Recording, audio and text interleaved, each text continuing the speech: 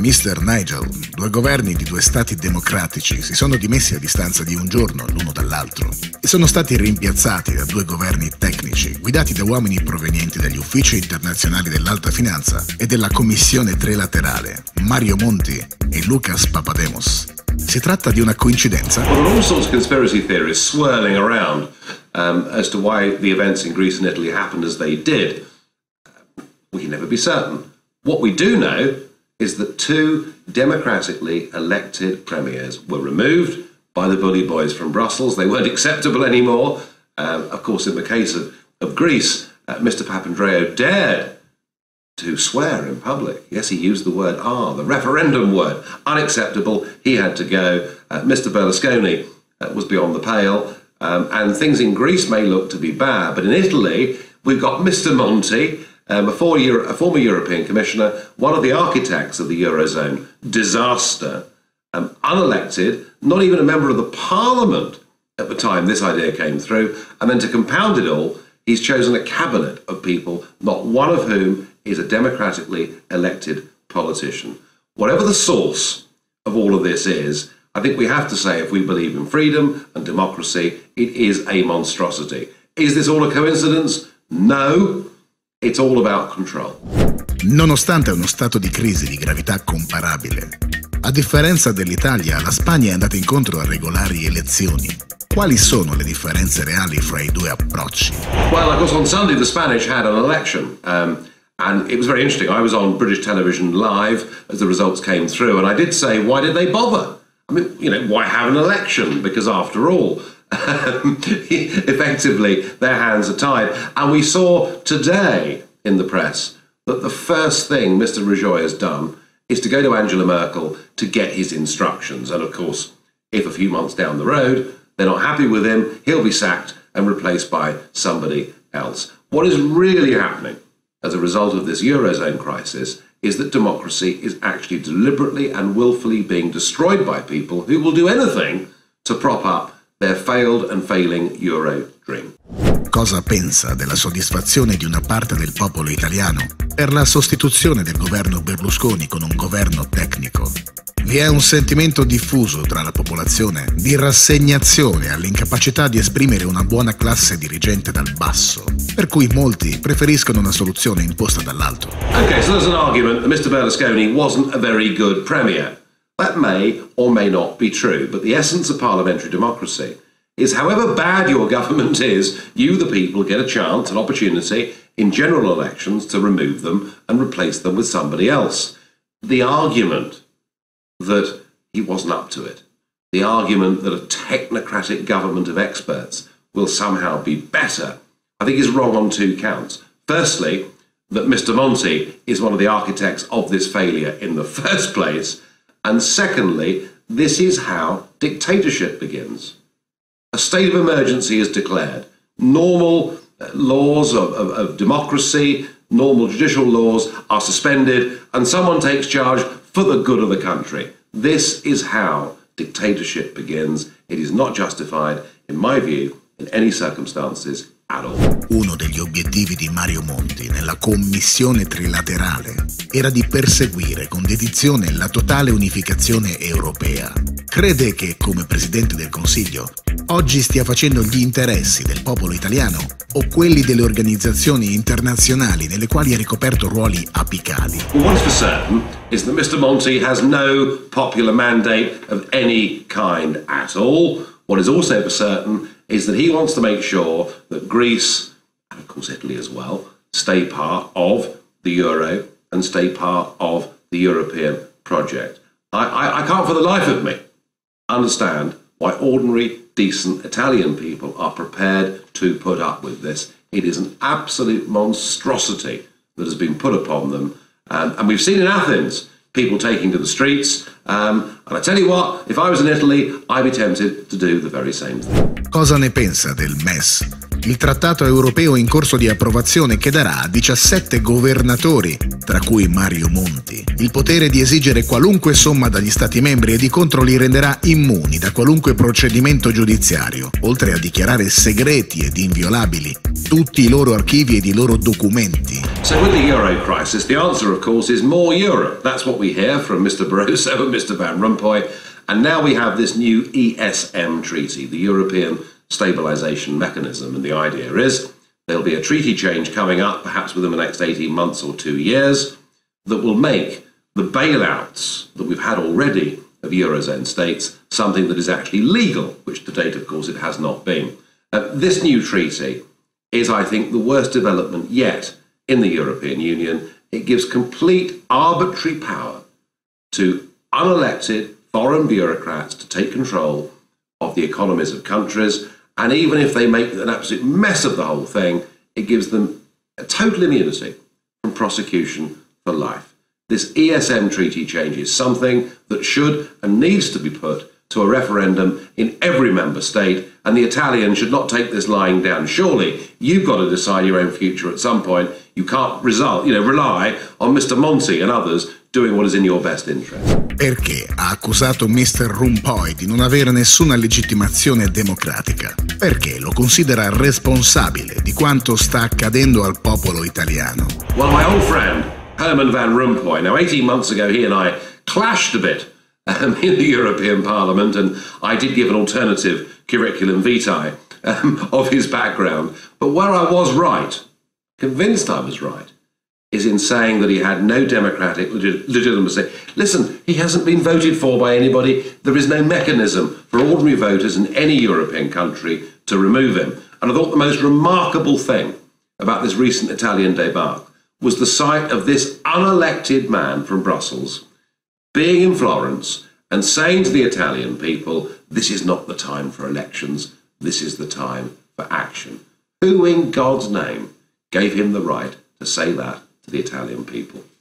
Cosa ne pensa delle affermazioni di Sarkozy e della Merkel, secondo cui chi fa cadere l'euro si renderà responsabile dell'accensione di una nuova stagione di conflitti militari tra i paesi europei?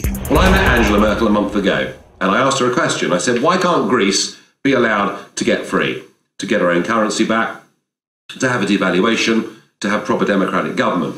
Merkel's answer was clear. If Greece is allowed to go, other countries will follow too. So the argument here is that the European project must be propped up, whatever the cost, in economic terms or in democratic terms. This must hold together. And then when they really get desperate, they say, if the euro fell, there'd be a war. What war? Who is going to invade who? Are we assuming that the Germans would rearm and invade France? I don't think so. These are the old scare tactics that are being used, and we should remember that actually wars can be caused by people artificially being forced together against their will. Remember, it happened in the Balkans, it happened in the last century, we saw the full ramifications of it in the last 20 years, and it was called Yugoslavia.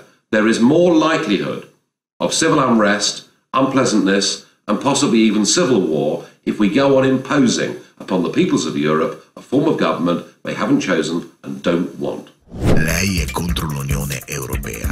Come pensa che i singoli stati possano sopravvivere in un'era di mercati globali, se lasciati da soli a confrontarsi con le potenze emergenti, senza un'unione forte? The globalization argument is a very big one.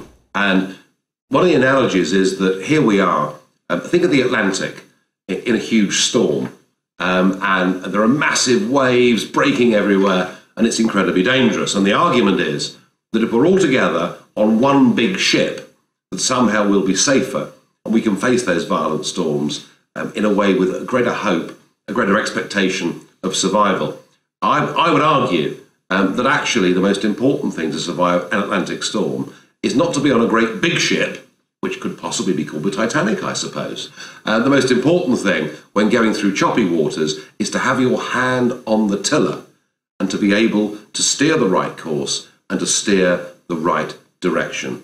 In terms of trade, in terms of international relationships, in terms of foreign policy, my country, the UK and Italy, have completely different approaches. It doesn't mean I'm better than you, doesn't mean I'm worse than you, but it does mean that my country is very different to yours. And I would argue we've got a better, bigger chance of surviving those huge storms that cross the world's oceans if we actually are able to steer our own course through them, rather than that decision being made on behalf of 27 different people with conflicting different ideas, and the whole thing being a fudge and a compromise that doesn't suit anybody, and headed up by unelected bureaucrats in the European Commission, who we've seen in every other policy area have failed us over the last couple of decades.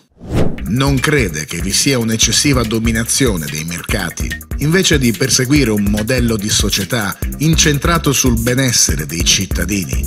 Ritiene giusto che le regole del mercato e della speculazione debbano prevalere, al punto da mettere in crisi intere popolazioni, sebbene in fondo esse abbiano tutte le risorse fisiche necessarie per vivere bene? So the old argument is that the state can sort people's lives out best. The state can make sure that from cradle to grave you're looked after and you're prosperous and you have jobs. Well, the record of this isn't actually terribly good. Look at the Soviet Union. They thought that in the early days, and look at the absolute disaster that they created. I know that the free market society has excesses. It has people that are prepared to break the law, to break rules, that the profit motive can become the greed motive. But I'll tell you this, my total understanding of the way that human society has evolved is that if you want to have schools and hospitals and social health care and all of those things, you have to create profit, because it's from profit that people pay taxes.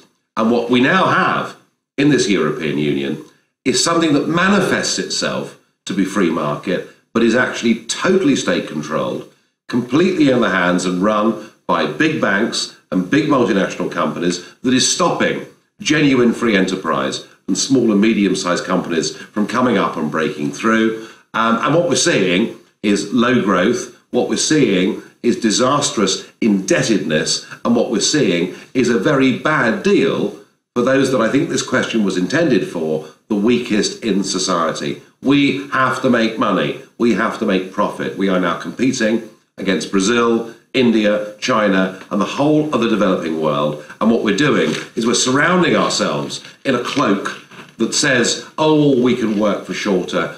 We have to earn more for every hour that we work. We can retire earlier. It doesn't work. It doesn't pay. Given all the faults that it has, and I admit them, the market is the one that produces profit. Profit equals taxes. Taxes equal a good social welfare system in every free country. Cosa crede che dovrebbe fare l'Italia per superare la crisi? So what of Italy? Well, I have been certain from the start that Greece and Portugal were never suited to the euro, should never have joined the euro, and should be set free as soon as is possible. Now for Italy, this is a bigger and more difficult question. You're a big economy, but I think ultimately the real truth is that you're not going to be able to take the Italian economy and the Italian culture and Italian politics and German system and actually meld the two into one and expect a happy resolution. It may not be now, it may be some time down the road, but I do actually think that Italy does need to leave the euro, does need to get back to the lira, and does need to get rid of Mr. Monti and his cronies. No one's ever voted for them, they've got no legitimacy whatsoever, and the sooner they're booted out, the better. Ci dica qualcosa dei progetti futuri per il suo partito e per tutto il Regno Unito. We are very lucky. In the United Kingdom, we fought a very big rearguard action against Britain joining the euro, and thank God we didn't join it. Thank God we're free. Oh, we've got our problems. We've got huge indebtedness, but we have sterling, which is falling on the world markets, which actually is a very good help, given the mess that we're in. My party is not anti-European in any way at all. We want a Europe in which we trade together, cooperate together, we'll even try and be good next-door neighbours together. I personally have huge affection for Italy and the Italians, and for 7 years, when I had a real job, when I was in business, I had an agency business based in Milan, so I've spent a lot of time going around Italy, trading with Italian companies. As I said earlier in this interview, you know, we're not better than you, we're not worse than you, we are certainly, though, different to you. Let's have our own forms of government, let's have our own currency, our own languages, our own cultures, we'll come together, we'll trade, we'll be friends and neighbours, and we'll sit down over a good plate of spaghetti